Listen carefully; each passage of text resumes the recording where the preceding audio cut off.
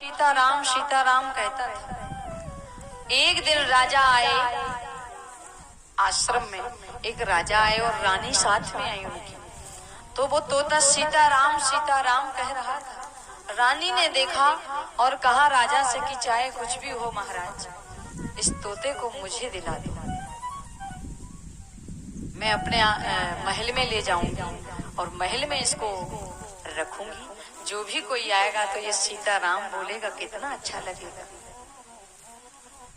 तो राजा ने कहा संतों से कि गुरुदेव, ये तोते को मुझे दे दो, हम ले जाना चाहते हैं। संतों ने कहा कि राजा को किस बात की मना है, ले जाओ, ले जाइए। अब भैया एक पिंजरा मंगाया और उस पिंजरे में तोते को बंद किया और रानी अपने घर महल में लेकर के आ गई। जैसे ही महल में आई, तोते को बंद करके रख दिया। अब सीताराम कहे, लेकिन बहुत दिन हो गए ऐसे करते हुए, 5-6 महीने हो गए होंगे। कुछ दिन बाद फिर संत आए राजा के महल में।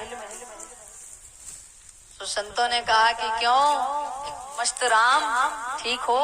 तोते से कहा कि अच्छे हो, भजन अच्छा चल रहा है? अरे बोले क्या खाक चल रहा है। आप कह रहे थे कि राम नाम जो गाएगा तो भव सागर से तर जाएगा, लेकिन मैं भव सागर से तो तरा नहीं हूँ, पिंजरे में जरूर बंद हो गया। बताओ, ये परिणाम निकला। संतों ने कहा ये तो हमारी बहुत ज्यादा बेइज्जती कर रहा है। संतों ने कहा भव सागर से तरना है? हाँ, एक काम करो। बोले क्या? इस पिंजरे से छुटकारा चाहते हो? हाँ। बोले आज कल सुबह एक काम करना, जैसे ही रानी आएगी तो उसके आते ही तुम श्वास को बंद कर लेना और पिंजरे में एकदम लौट जाना, पड़े रहना, ना हिलना ना डुलना। अब संत जो होते हैं वो प्राणायाम करना सिखाते हैं, श्वास रोकना कुछ देर के लिए सिखाते हैं, योग करना सिखाते हैं। तोते ने कहा ठीक है। जैसे ही रानी आई पिंजरा के पास में, सो तोते ने श्वास रोक ली है और पिंजरे में पड़ा है, ना आंख खोलता है, ना महाराज हिलता है, ना डुलता है। रानी घबरा कि रोज तो इतना अच्छा चहचहाता था, राम नाम सीताराम कहता था, आज तो ये कुछ भी नहीं कह रहा है, ये ना हिलता ना डुलता, ना श्वास लेता, ना आंख खोलता। दौड़ी गई, जाकर के पिंजरा में जो ताला लगा था उसकी चाबी लेके आई और जैसे ही पिंजरे को खोला, ताले को खोला, जैसे ही दरवाजे को खोला, तो संतों ने आवाज लगाई, मस्त राम भाग, निकल, भाग, दौड़। तोते ने दौड़ लगाई और पिंजरा से बाहर हो गया। राम नाम कहते हुए महाराज आजाद हो गया।